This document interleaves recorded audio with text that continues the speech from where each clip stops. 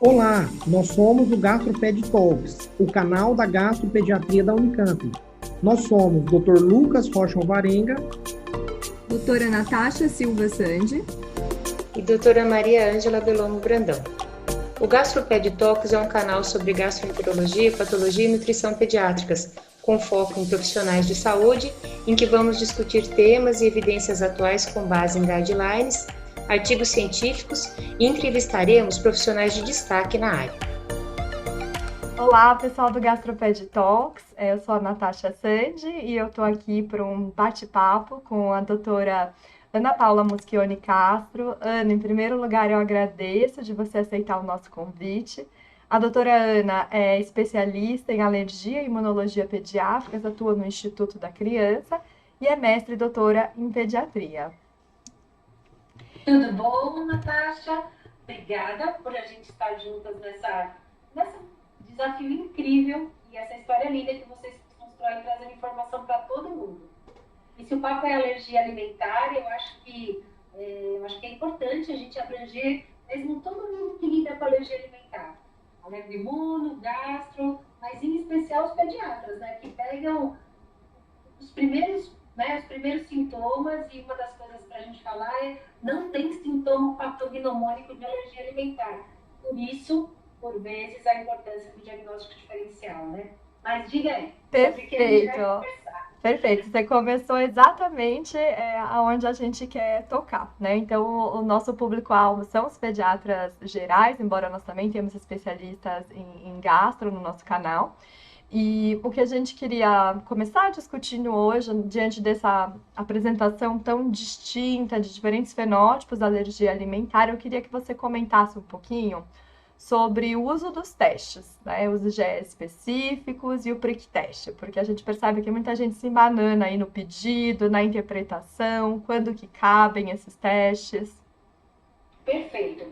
Então é isso, os sintomas, eles são variados, a história às vezes vem muito já um pouco maquiada pela família, e a gente às vezes não sabe direito como se posicionar. Então o meu conselho é, temos um método. E qual é o método para eu pedir o teste? Só vale a pena eu pedir um teste se a manifestação for IgE mediada.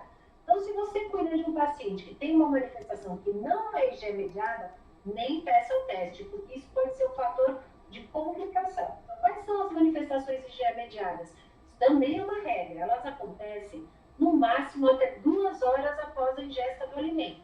Então, se o seu bebê ele toma leite e aí ele tomou durante o dia e à noite ele vomita, gonfa muito, mas ao longo do dia ele já tomou várias vezes aquela mamadeira, isso não parece.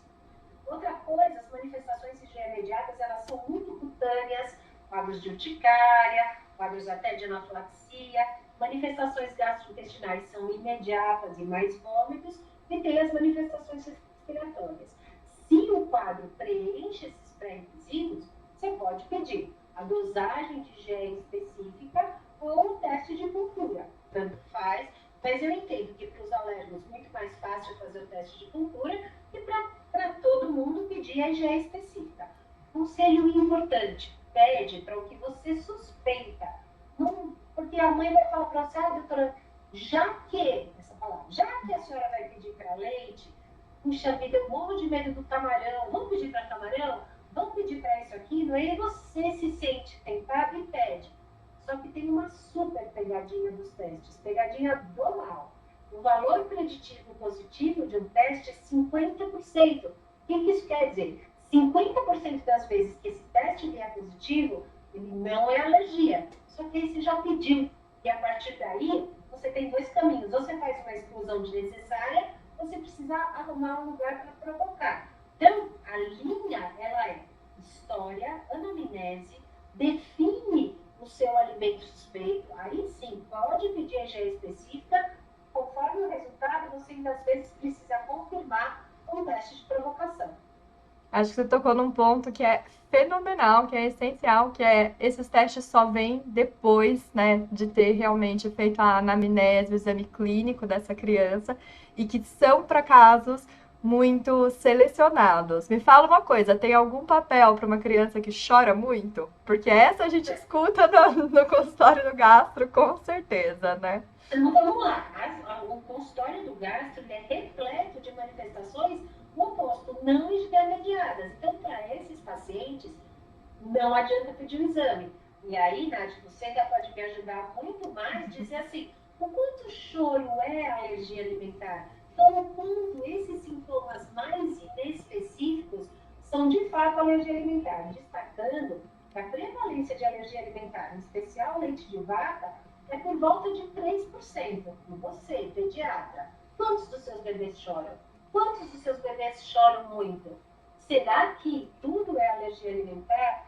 Cuidado com o superdiagnóstico, cuidado com a superexclusão, porque aí a gente pode criar um problema e aumentar o risco de depois verdadeiramente esse paciente fazer uma alergia.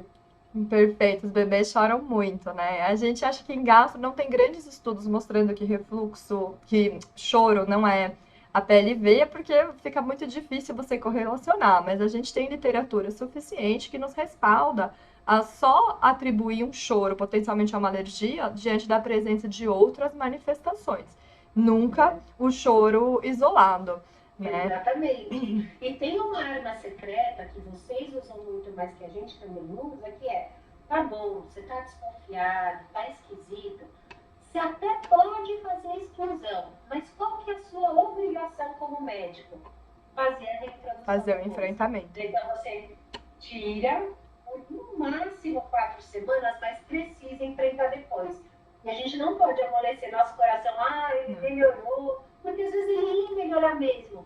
Então era o leite. A gente tem uma história natural, né? Tem o pico do choro, que acontece aí por volta das 8 às 12 semanas. Então, se você tirar o leite nesse momento de desespero, aí a gente vai atribuir que a melhora foi a intervenção, quando na verdade a melhora era a história natural daquela criança, né?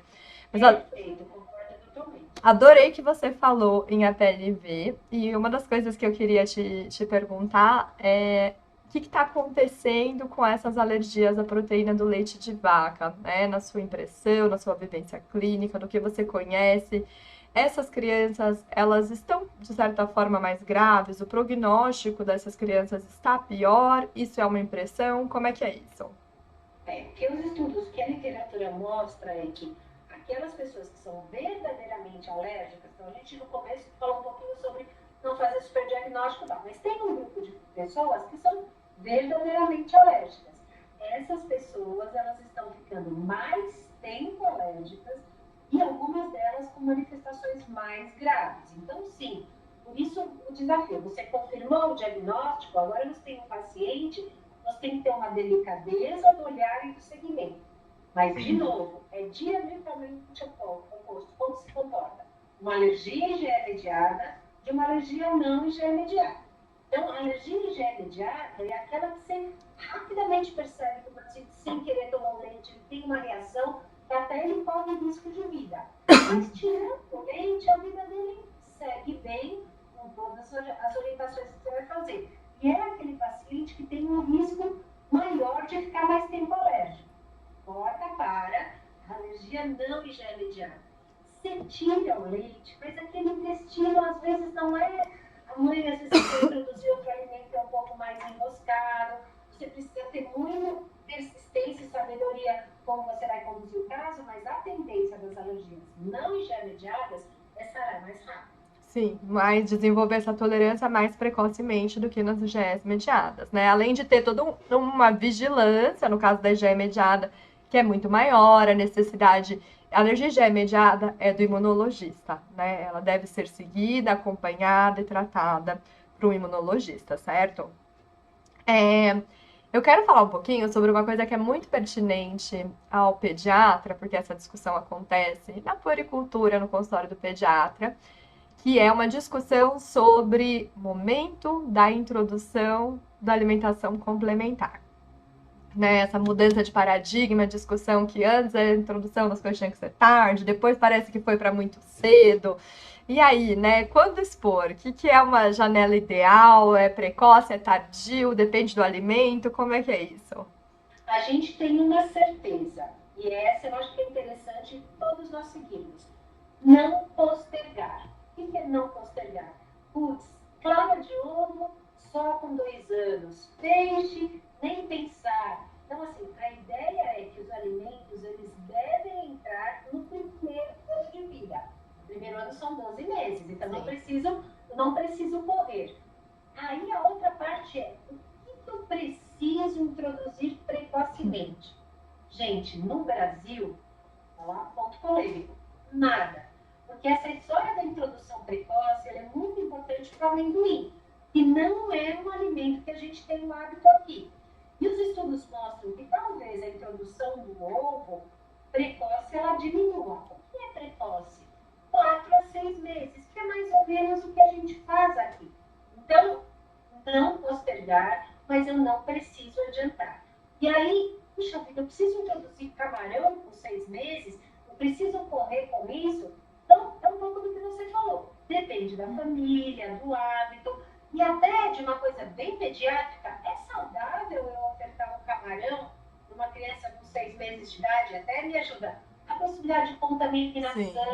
Então, isso, a gente atende os pacientes como um todo. Não precisa correr para dar camarão para aquela criança. Porque a família às vezes nem gosta de camarão e corre o risco de uma contaminação, ou sei lá, salmonela, hepatite.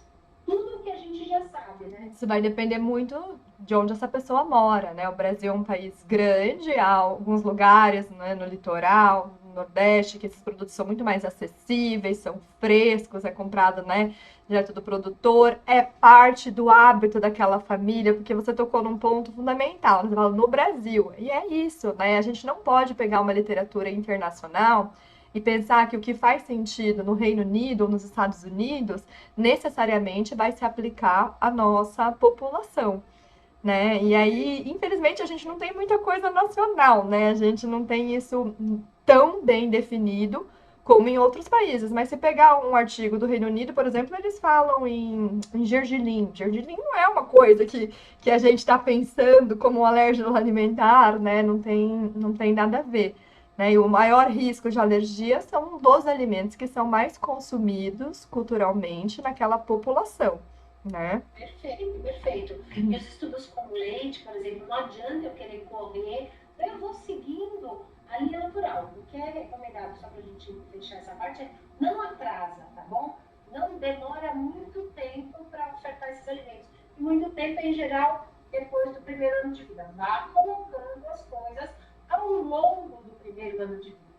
Acho que a orientação que faz mais sentido, né, Ana? A introdução alimentar é a partir dos 6 meses, via de regra, né? Em alguns casos selecionados, pode ter uma indicação um pouco mais precoce que isso, um pouco mais tardia do desenvolvimento da criança, mas é a partir dos 6 meses. E a gente não quer continuar a introdução depois dos 12, né? É para essa introdução acontecer, e aí tem essa janela de 6 a 12 meses. E faz tanto sentido que aquilo que a família consome mais e aquilo que faz mais sentido localmente, regionalmente, sejam as primeiras coisas que são ofertadas, né? Até porque aquilo vai estar na rotina daquela família, né? Perfeitamente, perfeito. Tá ótimo. Uma das perguntas, e agora que a gente está falando de introdução, né, de alimento, porque o pessoal sempre tem interesse em prevenção de alergia. E não é incomum que aparece no nosso consultório, às vezes, né, uma família que já vem com aquela coisa de que tem certeza que a criança tem alergia, e muitas vezes essa mãe fez alguma restrição alimentar na gestação. Queria pontuar isso com você, conta pra gente. Eu acho que é isso que você falou, a gente entende que a mãe que passou por uma situação, ou que ela é alérgica, ou que já teve um filho alérgico, ela quer fazer o que ela pode fazer de melhor. De novo, os estudos eles mostram algumas coisas que a gente não deve fazer.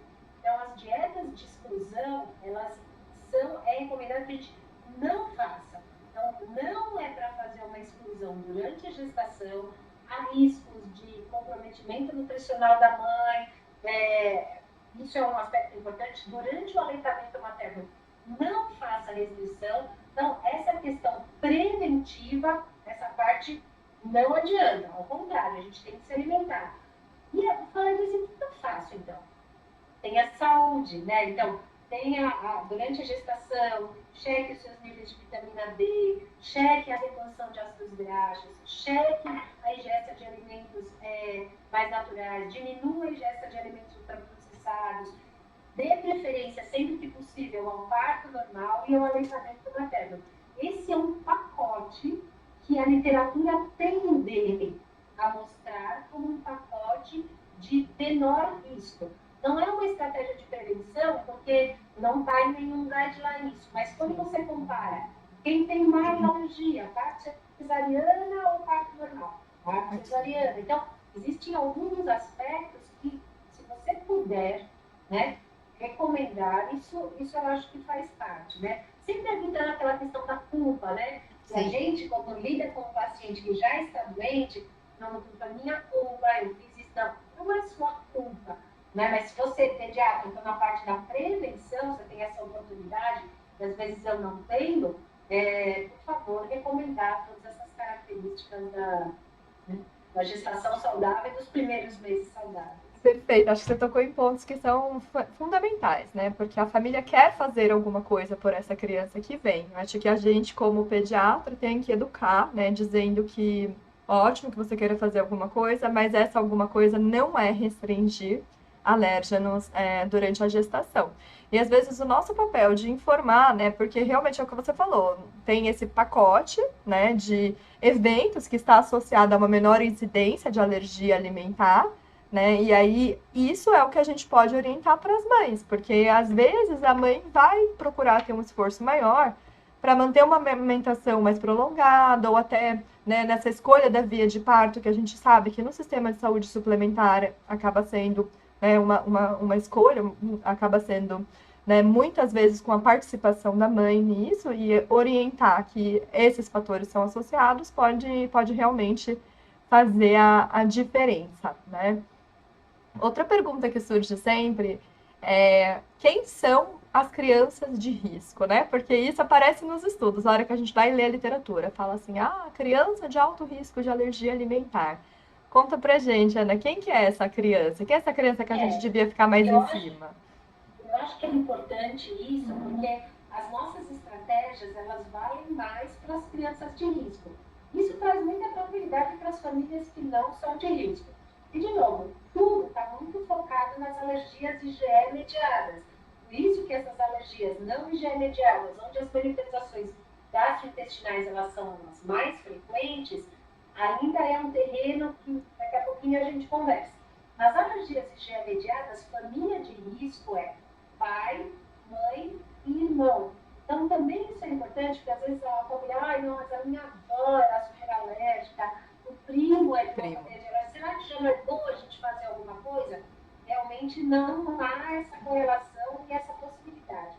E para a parte gastrointestinal, e aí você me ajuda também, Nath, de novo, como posso dizer, essa higiene, assim, no sentido de garantir aleitamento materno, evitar, por possível, a prematuridade, evitar, às vezes, a supermedicação nos primeiros antibiótico. Exato. Então, são coisas que ajudam a gente a ter um intestino saudável. Eu não tenho a menor dúvida de que essas manifestações de alergia alimentar no começo da vida, elas estão muito ligadas ao trato gastrointestinal que precisa amadurecer melhor.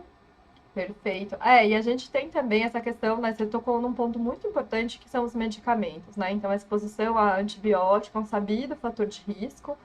E a exposição ao inibidor de bomba, né? Que muda, né? O nosso estômago, ele é ácido por um bom motivo. Ele foi projetado para ser ácido. Então, a hora que a gente usa um inibidor de bomba, que era por muito tempo tido como um medicamento inocente, a gente sabe que muda a microbiota do pulmão da criança, né? Já tem alguns estudos associando o uso de inibidor de bomba com eventos asmáticos, que não é o tema de hoje, mas não deixa de ser, né, uma forma de atopia. E a gente sabe que muda também a microbiota das fezes, né? A hora que isso acontece. E a gente ainda deve ter nos próximos anos muita coisa vindo aí, talvez, a ser elucidada pelo microbioma. Não estamos lá, mas chegaremos, né? E acaba sendo um baita fator de confusão. Você mesma falou, o choro é ou não é um sintoma tal. Aí a gente se confunde, a mãe se confunde, a gente acaba medicando, a gente muda características, eu tenho mais cólica, um monte de coisa.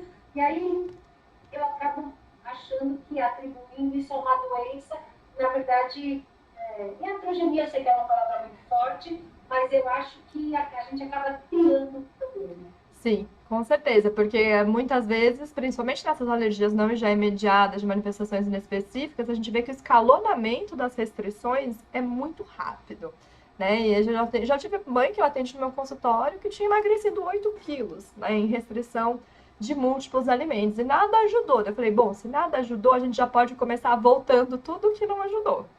Porque... Eu acho que esse ponto que você está falando, eu acho que é muito importante, né? Porque eu tenho um objetivo, eu faço uma exclusão, mas assim, a alergia é muito simples. Se é o alimento, ele vai melhorar. Se ele não melhora, a gente não é o alimento.